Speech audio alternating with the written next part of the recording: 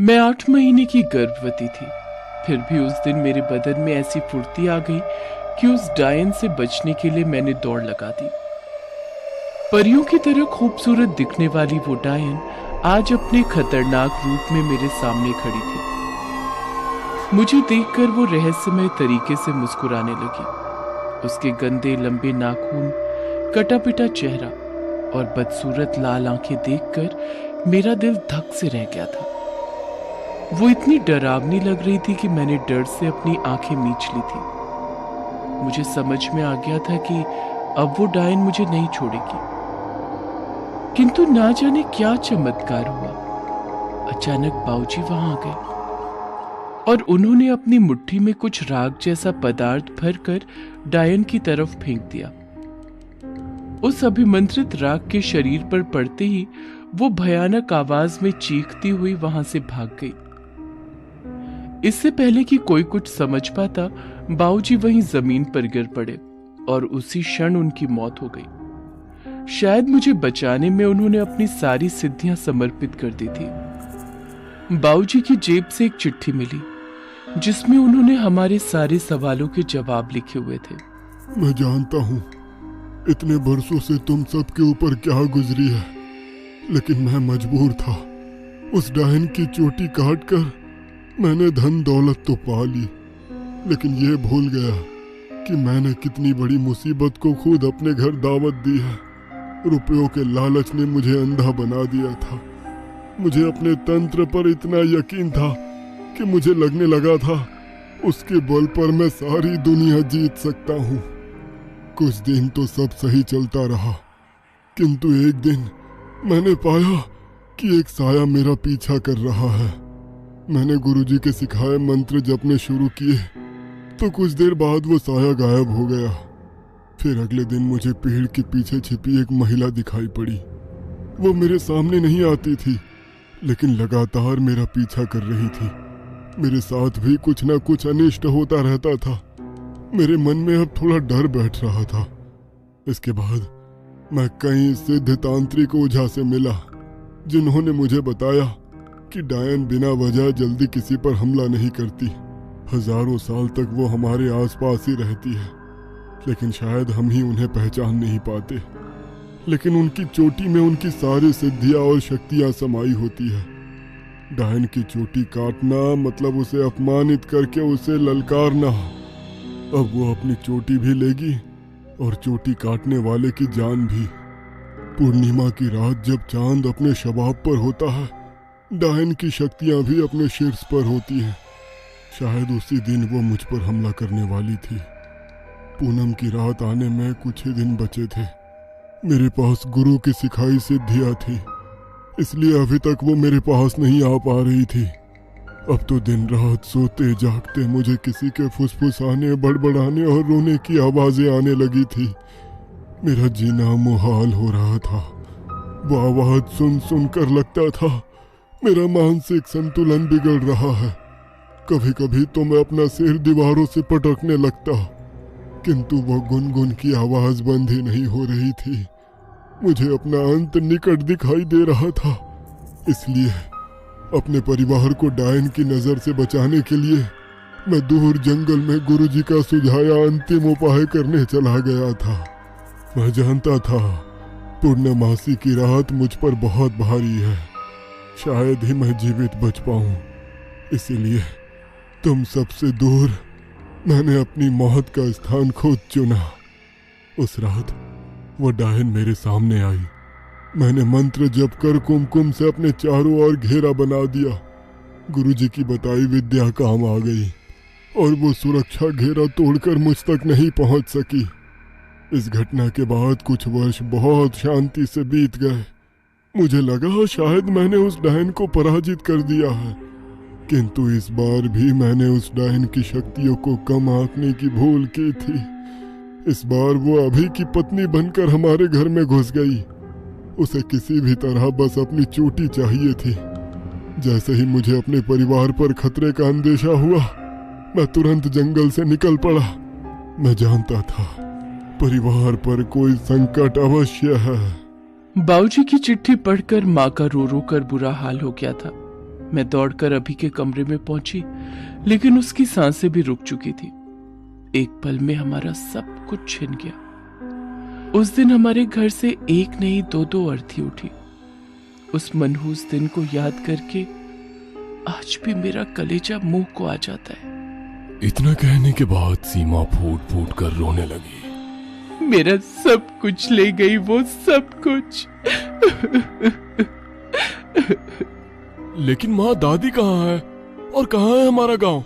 हम यहाँ कैसे आए और अब मुझे ये सब क्यों दिखाई दे रहा है? मेरा तो उस डायन से कोई लेना देना नहीं है ना। बाबूजी और अभी के अंतिम संस्कार के बाद जैसे ही हम घर लौटे, मुझे प्रसव पीड़ा शुरू हो गई और उसी दिन तुमने जन्म लिया। मुझे जैसे अपने अभी वापस मिल गए थे।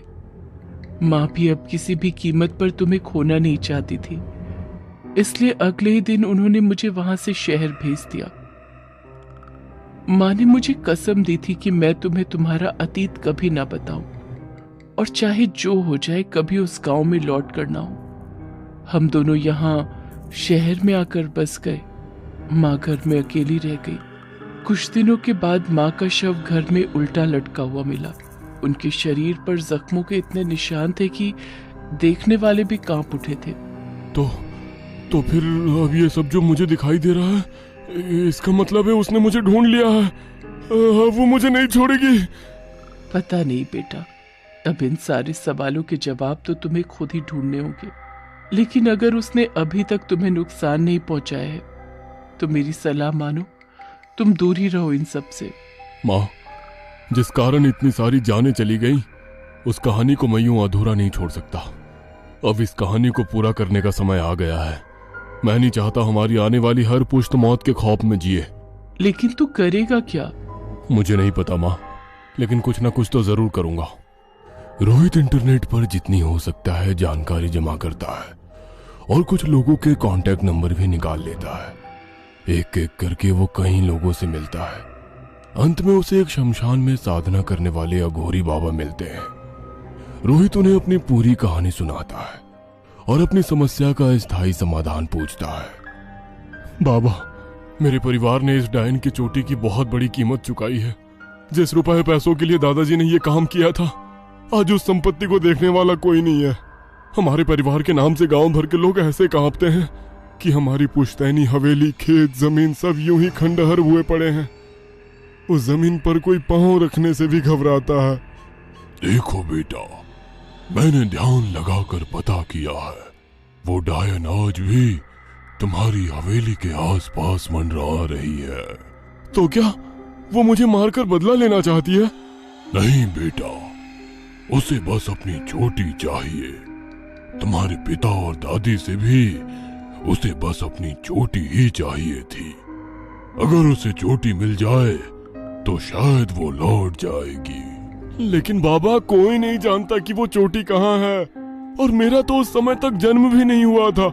जब पापा और दादी नहीं बता सके तो मैं कैसे जान सकता हूँ कि उस डायन की चोटी कहाँ है? अब ये गुत्थी तो हमें गांव जाकर ही सुलझानी पड़ेगी। रोहित बाबा को अपने साथ चलने के लिए प्रार्थना करता है। रोहित के बार बार कहने पर बाबा उसके साथ गांव जाने को तैयार हो जाते हैं। यहाँ की आयु में मैं डायन की उपस्थिति महसूस कर सकता हूँ। वो यही कहीं आसपास है। आज रात को जब वो तुम्हारे सपने में दिखाई दे तो उससे डरना या घबराना नहीं। आंखों में आंखें डालकर पूछना, क्यों पीछे पड़ी हो मेरे, चाहती क्या हो? एक बात याद रखना, अगर डर गए तो वो हावी हो जाएगी तुम पर। मैं तुम्हारे साथ हूं, तुम बस घबराना मत। उस रात रोहित के सोने के बाद फिर उसे वही सपना दिखाई पड़ता है। क्या चाहती हो तुम? क्यों मुझे परेशान कर रही हो? कौन हो तुम? रोहित के इतना कहते ही वो डायन अपना रूप बदल लेती है और अगले ही पल एक तेज चीख की आवाज के साथ वो आकार में दुगनी तिगुनी होने लगती है। उसके नाखून लंबे और चेहरा भी खूंखार हो जाता है। रोहित डर से आंखें बंद कर लेता है। तभी उसे बाबा की कही हुई बात याद आ जाती है। अगले ही पल वो खुद को संभाल कर फिर से पूछता है, क्या चाहती हो मुझसे? मुझे मेरी चोटी चाहिए, मेरी अमानत है वो। अगर मुझे नहीं मिली तो तू भी जिंदा नहीं बचेगा। लेकिन मुझे नहीं पता तुम्हारी चोटी कहाँ है। अपनी चोटी तो मैंने बरसों पहले ही ढूंढ ली थी, लेकिन मैं उसे छू नहीं सकती। तेरे दादा ने उसे अभिमंत्रित कर रखा है। अब तू मुझे वो चोटी लाकर देगा, समझा तू? तभी डायन अपनी शक्तियों से रोहित को एक जगह दिखाती है। इसके बाद उसकी नींद टूट जाती है। बाबा, उस डायन का कहना है कि वो चोटी हमारे खेत में है, लेकिन उसे दादाजी ने अभिमंत्रित किया हुआ है, इसलिए मैं उसे चोटी लाकर दूं। लेकिन मैं कैसे?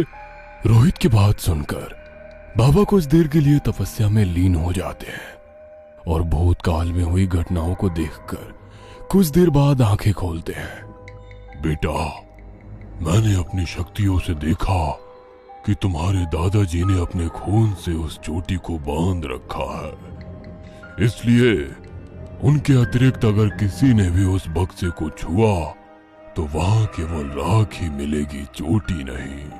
बाबा, दादाजी को मरे हुए तो बहुत समय हो गए, इसका मतलब हम कभी डायन को उसकी चोटी नहीं दे पाएंगे। तुम समझे नहीं बेटा, तुम्हारे दादाजी का खून या तो तुम्हारे पिता में था या तुम में है। तुम्हारे पिता और दादा को तो वो पहले ही मार चुकी है, इसलिए अब बस तुम ही इसका आखिरी सहारा हो। शायद इसीलिए उसने आज तक तुम पर वार नहीं किया, बल्कि अपनी पीड़ा दिखाकर तुम्हें यहाँ बुलाना चाहा, ताकि उसे उसकी अमानत मिल जाए और वो मुक्त होकर अपने लोक में जा सके। बाबा की बात सुनकर रोहित को सारी गुत्थी समझ में आ जाती है और वो डायन के दिखाए स्थान पर पहुंचकर खुदाई करता है। थोड़ी देर खोदने के बाद उसे एक बक्सा दिखाई पड़ता है। डरते हुए वो उस बक्से को खोलता है तो उसमें उसे चुड़ैल की चोटी दिखाई पड़ती है। जैसे ही रोहित चोटी पर से राख हटाता है, सामने डायन प्रकट हो जाती है। रोहित से अपनी चोटी वापस लेते ही वो डायन वहां से धुएं के बवंडर की तरह गायब हो जाती है। आज तो डायन चली गई है, लेकिन कौन जाने रोहित पर से खतरा टला भी है या नहीं, क्योंकि कहते हैं कि डायन एक बार जिसका घर देख लेती है फिर कभी भूलती नहीं है।